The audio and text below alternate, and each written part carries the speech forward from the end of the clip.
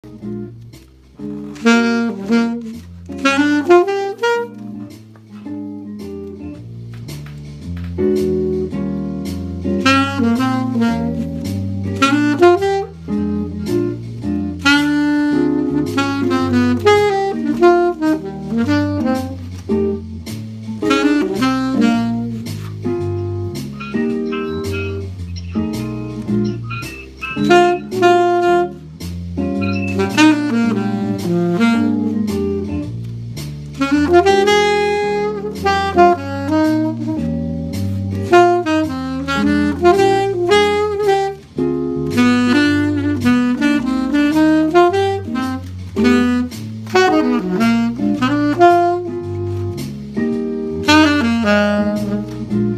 everybody. Oh, there's a Neil.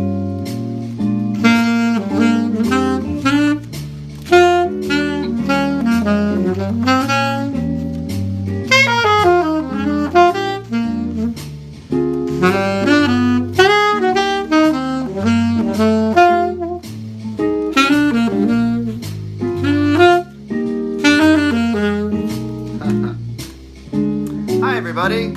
Let me get my music turned down here. I see some familiar faces here on the chat. Welcome to our live stream. We're back. Been off for 2 weeks, so sorry if I missed you the last 2 weeks, and sorry if you missed our live stream, but we have been off for 2 weeks and we're back now. We have Dennis again with us. Hi, Dennis. Hey, how you doing, Steve? Great, doing great. Hope everyone out there is doing great. We have some questions coming in already, so be happy to answer as many questions as I can. Hope you all had a great weekend. Today, here we just had our daylight savings time ended, so now, yesterday, it was 6 o'clock right about now, but now it's 5 o'clock. So we get an extra hour of sleep tonight. Excited about that. Let's jump right into some questions. Matter of fact, the first question that came in today was from Behind the Scenes, and Behind the Scenes asked what kind of songs or pieces would be best to do an audition for the orchestra, and what would be best for band. So Behind the Scenes, if you're still here, the real answer to your question kind of depends on what instrument you're auditioning on. So let's say if you're auditioning on clarinet, if you're that's the instrument I would think of, can do both orchestra and band. Clarinet can do orchestra and band, so can flute, so can trumpet, trombone, tuba, and oboe. So it really depends on what the person who's listening to the audition wants to hear. Usually they'll give you a list of what you're expected to play for your audition. Most of the times an audition is scales, something that you'll play that shows some fast passage that you can play. So scales, something fast and something slow and pretty. That's usually what a lot of auditions are like. Sometimes they're sight reading. So it really depends. I would ask your music teacher or the person who's hearing the auditions what they'd like to hear. Otherwise, there's really not much difference between auditioning for orchestra or band. Pretty much the same music. Okay, so welcome folks to our live stream. Brawler Ramen is asking, do I sing? I do really I enjoy singing. You know, I've been in choirs before. I do always encourage folks that play an instrument that you also develop your singing voice. Mostly what I do for singing is it's not really to be a performer as a singer. Like I don't think I would ever go out and try to do a concert by myself as a singer. But I do really enjoy singing in choirs, and it's good for developing your ear, your musical ear. So I think singing is great. I want to welcome anyone who's new here to the stream. Want to welcome you guys, any new viewers we have or new subscribers. Thanks for being here. Pretty much we talk about band questions, sometimes orchestra questions, sometimes just general music questions. So, and every week we have our friend Dennis here who helps us to highlight some questions out from the many questions that we get. So Dennis, how about we go to you now? Any questions that are popping up that I should address? Yes. BEP asked which flute is better, wooden or metal? Okay. So a good question. Hi, Dan. A good question from someone about wooden or metal flutes, basically. So here's my regular flute. It's made out of metal. But then you don't really find many flutes. Sometimes like more traditional flutes, like you'll find like a bamboo flute for more traditional music or folk music. But in bands and orchestras, pretty much your flute is going to be made from some sort of metal.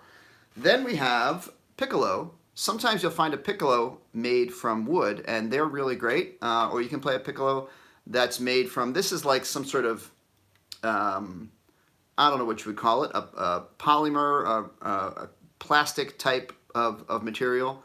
And they're fine as well, depending on how much money you want to spend. But generally, I'd say for band or orchestra, you'd want to get a metal flute. Okay? So we have a lot of folks checking in. I'm seeing a question here from Sebastian. Sebastian Infante is asking, are plastic reeds good? Plastic reeds are, plastic reeds have their pros and cons. So probably the best thing about a traditional reed is that a traditional cane reed, they have the best sound. When you go to a plastic reed, you sacrifice some of the sound quality, but what you get is consistency.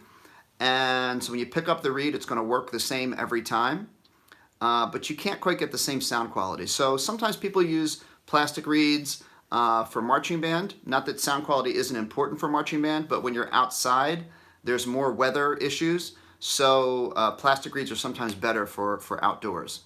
Okay, quick question here that just came up.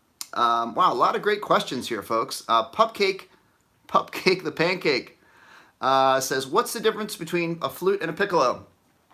And by the way, folks, if you're out there and you're someone you've got a few years under your belt, maybe you're more experienced in music and you can answer some of the questions that we see in the chat, go ahead and chime in with some answers. I know my friend Dan Castro out there sometimes answers some chat questions. Other folks out there in the chat, if you have an answer, feel free to chime in. But a flute is longer, okay? And a piccolo is shorter, and a piccolo plays one octave higher than a flute. So here's my flute. And here is B flat on piccolo. So it's an octave difference, okay? There we go. Dennis, can you give us a question? Yeah, Gabe Spin asked, I have a question about the baritone sax. I'm playing a song for Allstate, and throughout the song there are trills between C and high D. Mm-hmm. How do I do that easily? Trills between C and high D on the baritone sax? Yes. Okay, so most questions about fingerings are going to be the same on every instrument. So I'll just show you on alto.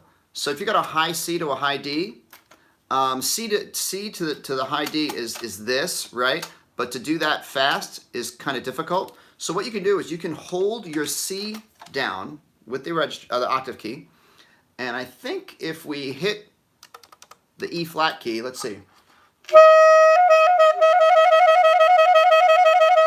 That pretty much works. Actually, on my saxophone, if you just hold the C key and you tap the D palm key, it's close enough for a trill. Trills, if they're slightly out of tune, are okay.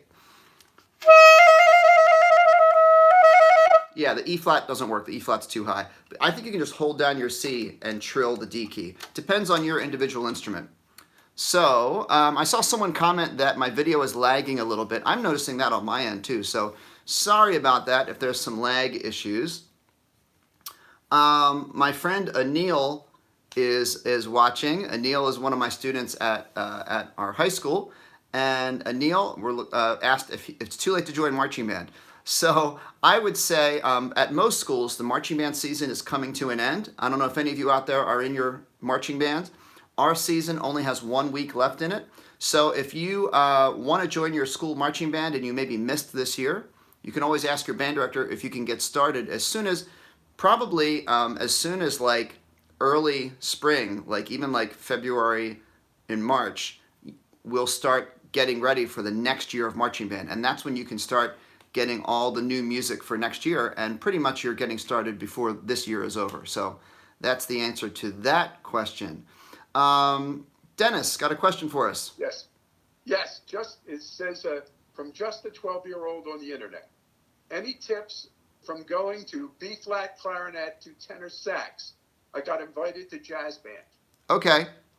And Dennis, if you could remind me, Chocolate Chip is also asking about how to do staccato on clarinet. Okay. I want to do that one. Okay, so going from clarinet to tenor sax, if you're joining jazz band. So actually, that's a great question because when I was in high school, I switched from, I had clarinet and I started playing tenor sax, and then I played them both. And I started playing tenor sax for jazz band. So the big thing about clarinet to tenor sax is the lips and the teeth are pretty much the same, pretty close, but the angle of the mouthpiece is different. So for clarinet, your mouthpiece is kind of coming down. But for saxophone, here's my tenor sax. I'll get just the top part of my tenor sax so you can see. For saxophone, the mouthpiece is coming more straight out of your mouth. Whereas clarinet is like this, saxophone is like this. So that's one important tip for you as you switch from clarinet to sax. Okay, great question. I'm going to go back to Chocolate Chip's question about staccato. So the technique for staccato, does anyone out there know what it means? What is it supposed to sound like when you play staccato on your instrument? So if anyone can chime in there. Yeah, Hannah got the answer. Basically, staccato, and Pedro got it too, and Armin got it. Armin got short and separated. So a lot of you are coming in with the right answer. Staccato is when you separate your notes out. So instead of being, that's 4 quarter notes, ta, ta, ta, ta, ta. So this is how you do it. The sound should be, so basically I describe it as you're basically just touching the very beginning of each note. Dan got a good answer there too, light and separated. Staccato, you're basically just touching the very beginning of each note. So instead of sustaining the full quarter note, you're just touching each one. So you tongue the same, but what's different is your air is different. So I want you guys to copy me. We're going to do our air in quarter notes like this, where your air is connected all the way. And then this time you just do a short burst of air like this on each one. Like you're trying to blow out a candle. So that is how you do staccato. You don't tongue any differently. It's in the air. Short bursts of air. There we go. You're welcome, Chocolate Chip. Hannah is asking, can I play all octaves of B and B flat on clarinet? So the 3 main octaves that you're going to learn on clarinet for B flat, Apple Studios, yes, sizzle notes. Sizzle notes are great for learning articulation. Okay, so 3 primary octaves that you're going to use in most of your band music. You got your B flat here. You have your B flat here. And your B flat up here. Those are your 3 octaves that you're going to find in your school music. I saw a great question from Original Maddox. I puff my cheeks out on clarinet, how do I stop? The phrase I always use with my students, if they're having trouble with cheeks puffing out, like this, I want you to imagine like your cheeks are glued to your teeth. So the inside of your cheeks should be pressed against your teeth back here, okay? So press them down, and it's like your cheeks are glued, pressed against your teeth. Just make your air go through the center of your clarinet. well, the center of your embouchure into your clarinet. So there you go. That's a tip on not puffing your cheeks. Mini Mimi, how do you play B on clarinet? It depends. It depends which B you want. This is your B in below the staff. And this is your B here. And up high is your thumb and first finger. There we go. All right. Dennis, can you highlight another question for us? Yeah, I haven't been highlighting. I'm just writing them down here. So LPS Gamer Love, what are the notes names of the tiny keys on the side of a clarinet? I haven't learned them yet. Okay. These keys right here. My one teacher friend used to call these the jelly bean keys, which is kind of a funny name, but they kind of look like little jelly beans, right? So the keys, what they do is this turns your D into a D sharp or an E flat. If you press both of these down, wait, let me think here for a second. All right, if you press both of these down, it becomes a trill key for your F to F sharp. This one right here is another way of playing B flat. So if you play A and then you play that, it turns it into a B flat. And this one right here is another trill key. That actually gives you a trill from an A to a B natural.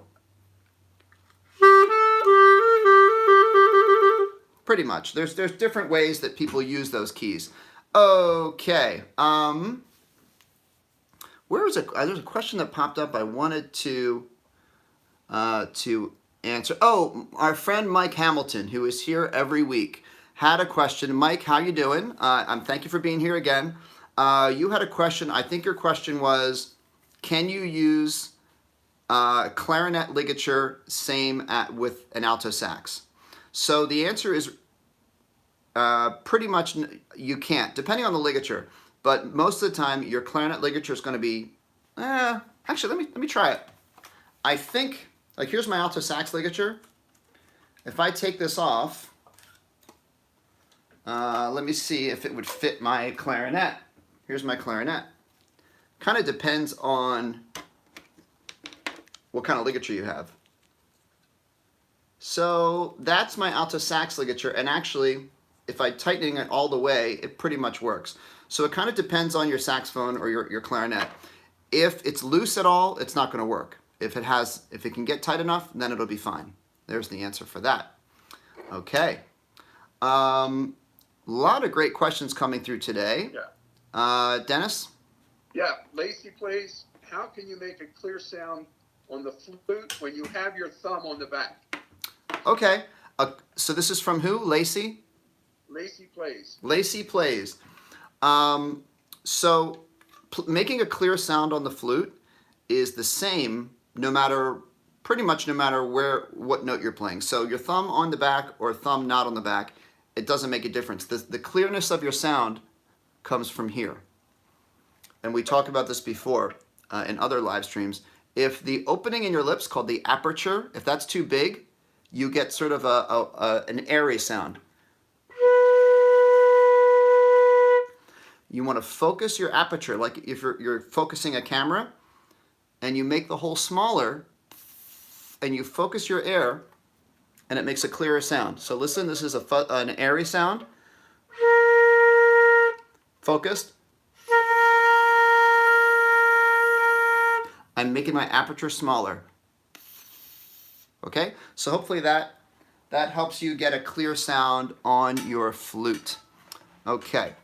Now I know there's some of you out there that have not gotten your question answered yet. Thank you for your patience. I try to get as many questions as I can.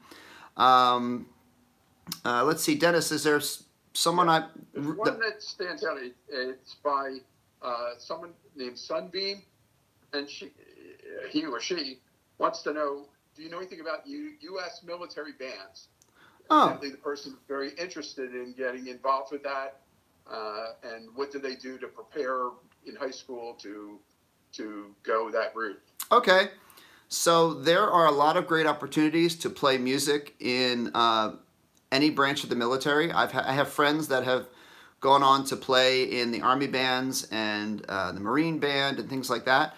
Basically, when you start to think that you want to go that direction, you would start to talk to your guidance counselor at your school. They'll have connections to the various branches of the military, and then you'd want to get connected to someone who is involved with recruiting and can get you in touch with someone who can tell you about the options of which way you can go. I mean, there's the Army band, there's the Marine band, there's the Navy band, there's one for every branch. So basically, you'd practice for that the way you'd practice for any other audition. You'd want to learn all of your scales. You'd want to have some repertoire for your instrument.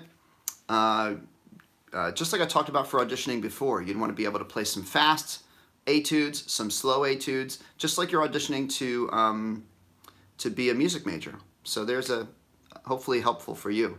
Anil has been asking me if I was the drum major in my high school band. I was not the drum major in my high school band. Two of my good friends were. And so, being a drum major is a great opportunity. But if you don't get to be drum major, that's okay. You can still be a very important contributing member of your band. You could be a section leader. You can do leadership in other ways. But yeah, I was not drum major in my high school band. Superstar 27, how many notes are there in total on clarinet? And you're watching from Australia. Hello? I've never counted the number of notes on clarinet. Let's see. 1, 2, 3, 4, 5, 6. Let's think here. We've got 12 notes per octave. Whoever's good at math out there. And we've got 1 octave, 2 octave, 3 octave. So 3 times 12, 40. What's 3 times 12? 48, right? Right. Yes. So 3 times 12 is 36. 36. And then there's probably, because you go up to the high F, I'd say about close to 40 or 42, because after you get up to the high F, you can go up another 6 or 7 notes. Okay. All right. We have about 8 minutes left in the stream. So Dennis, can you throw another question my way? Yeah. There's been several people asking about the transferring to an oboe from a clarinet. And I know you've answered that before, but it seems to come up and there's different people asking it. So there must be a trend Okay. going on. Going from clarinet to oboe. Oboe. There's two things. One thing that's going to be similar is the fingering system. So the fingers on oboe and clarinet are going to be similar. Not the same, but there's going to be similarities. So that should be not too hard of a transition, because on both instruments you're used to using your fingers in this position and having good coordination of your fingers. On the other hand, it's a little bit tricky with the mouthpiece, because on the clarinet you've got a mouthpiece and a reed. On the oboe you've got 2 reeds together, and the embouchure is very different. It involves more of a circle like this. And also on the clarinet you're used to using your top teeth, but on an oboe you use all of your lips all the way around the reed. So you don't use your teeth directly on the reed. That would create a big screeching sound. It wouldn't be so pleasant. So those are my 2 pieces of advice. The embouchure is much different, takes a lot of practice, but the fingers you're going to find have a lot of similarities. So Jeremy also asked, what is the highest note on clarinet?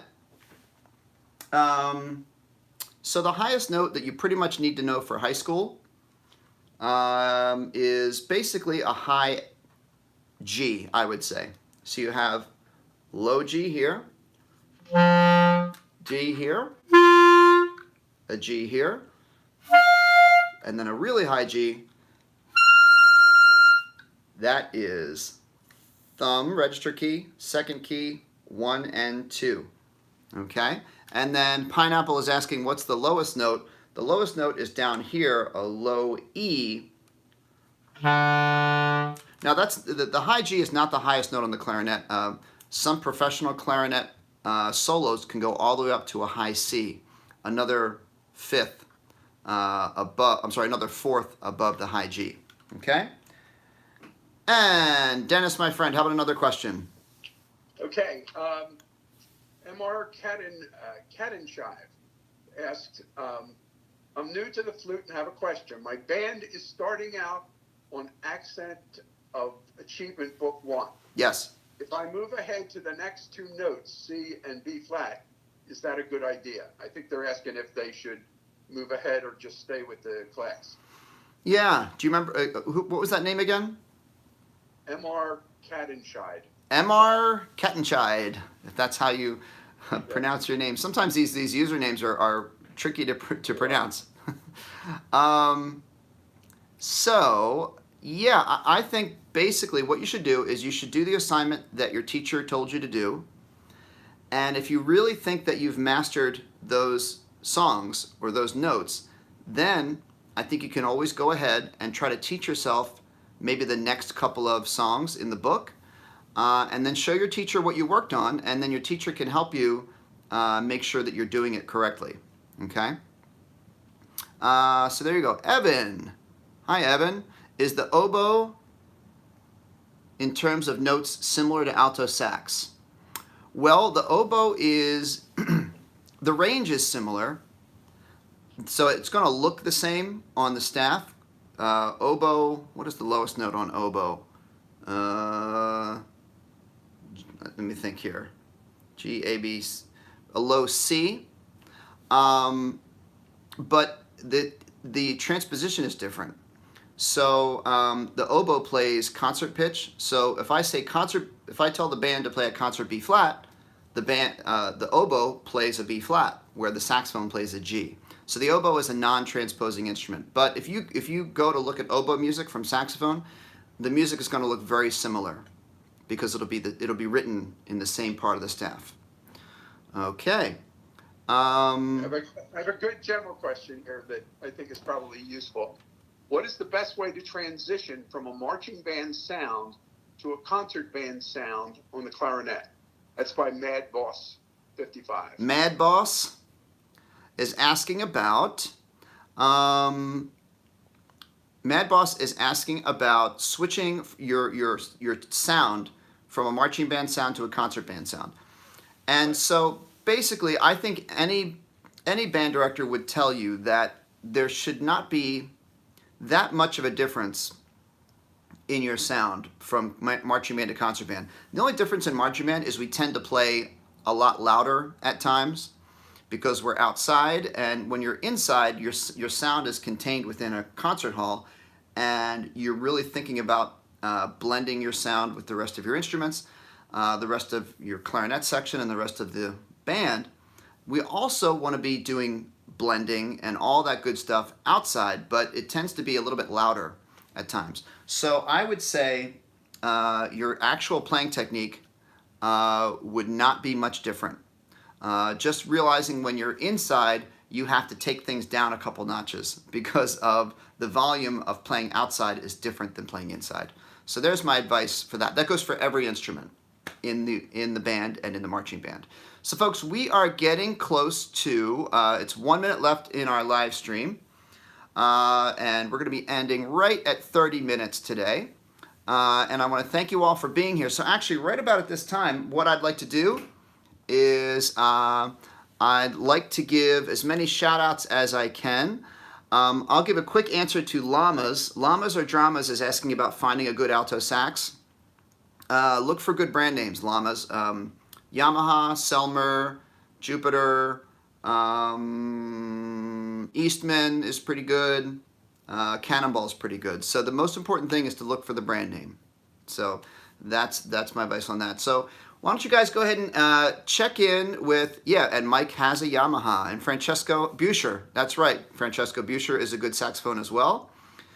So can you guys go ahead and chime in, let me know where you're watching from, I'll give you a quick shout out. I'll do as many as I can. Mike is watching from Scotland. Hi, Mike. And we have Carson watching from Canada, and Lamas is watching from Texas. Apple Studios, shout out to Houston, Texas. Oh boy, here now they're coming in.